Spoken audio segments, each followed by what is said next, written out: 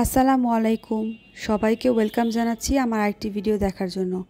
আজকে আমি আপনাদেরকে ঘরে বসে কিভাবে পারফেক্ট রেস্টুরেন্ট স্টাইলে ক্রিসপি ফ্রাই করে দেখানো যায় তাই চেষ্টা করছি।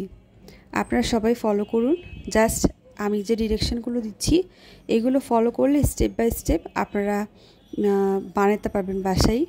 দেখেন আমি সব ইনগ্রেডিয়েন্টসগুলো স্ক্রিনে দিয়ে দিয়েছি। জাস্ট আপনারা আমার এই মেথডটা ফলো করলেই বাসায় বসেই তৈরি করে নিতে পারবেন পারফেক্ট ক্রিসপি ফ্রাই। এটি কিন্তু বানাতে খুবই সহজ। আপনারা অতিথি আপ্যায়নে বা বাচ্চাদের জন্য টিফিনে বা যে কোনো ওকেশনে তৈরি করে ফেলতে পারেন। আমি আপনাদেরকে গ্যারান্টি দিয়ে বলতে পারি আমার এই রেসিপিটি ফলো করলে আপনি অবশ্যই প্রশংসিত হবেন।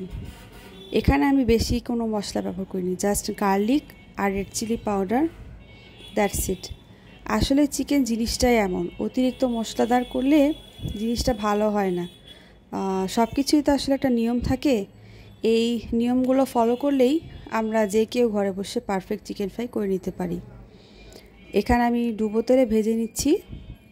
গোল্ডেন ব্রাউন হয়ে আসলে আমি তুলে ফেলবো। দেখেন কতটা পারফেক্ট হয়েছে আমার চিকেন ফ্রাইটা। আপনারা অবশ্যই আমার রেসিপিটি ট্রাই করবেন এবং আমার পেজটিকে ফলো করে আমাকে সাপোর্ট করবেন। সবাই ভালো থাকবেন। আল্লাহ হাফেজ।